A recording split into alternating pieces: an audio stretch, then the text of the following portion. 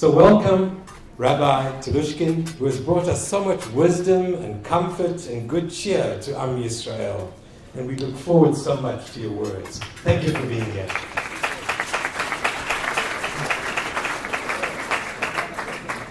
Great.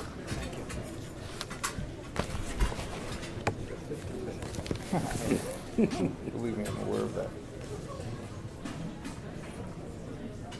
It's very, very exciting for me to be back here. I was here in January. I seldom have an opportunity to speak at a synagogue twice in the same year.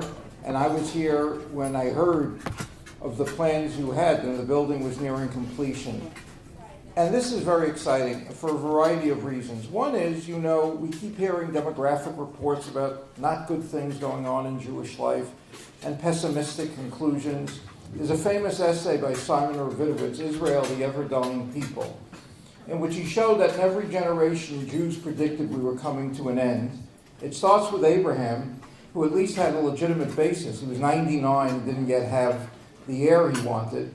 I remember I was a high school student in 1965 when Look magazine ran a cover story, The Vanishing American Jew, which predicted that by the year 2000, Jews would be well on their way to extinction in America.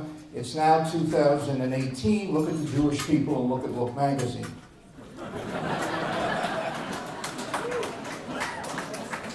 But having said that, while I don't think we're ever in danger of the whole Jewish people going out, Jewish communities can disappear.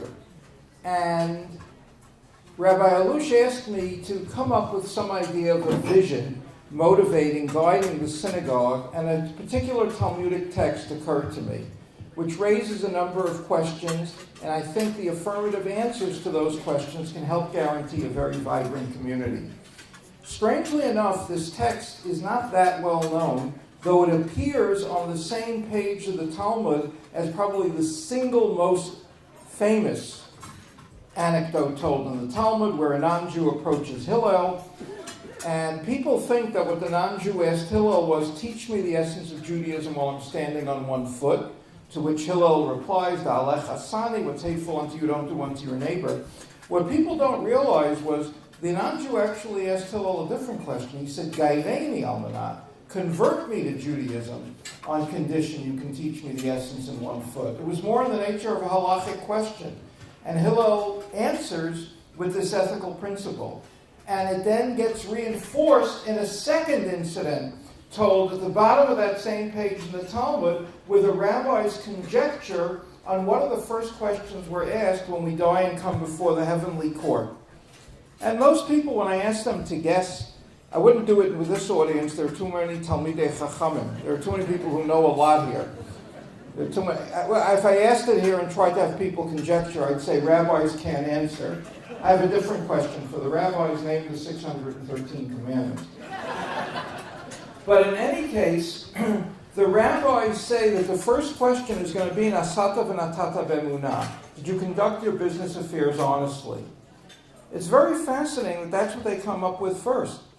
And I thought about it. I for years also lectured on Jewish humor, and ethnic humor is often unpopular because it paints with broad strokes. In ethnic humor, there are no individuals, there are only groups. If a joke begins an Irish guy, what's the joke going to be about? It's going to be about drinking. If the punchline to a Jewish joke depended on a Jew being drunk, no one would laugh. Not because there aren't drunk Jews, unfortunately there are, but the stereotype, ethnic humor is dominated by stereotypes. Rodney Dangerfield said, I used to work in an Italian nightclub that was so tough, on the menu they had broken leg of lamb. Where do Jews get it in humor? They get it in two types of humor about money. One, I don't understand, that Jews are cheap. I don't think that is a common Jewish characteristic. I don't think when a Jewish couple walks into a restaurant, the waiters think they're going to not be treated well. The other is that Jews can be tricksters. And, people sometimes ask me, do you give the same talk before Jewish audiences when you speak on humor? Do you give the same talk before non-Jews? I said, yes, the exact same speech on humor. There's only one joke I only tell before a Jewish audience. Two Jewish businessmen run into each other on the street. One says, I heard your business burned down last night. And the other one says, tomorrow night.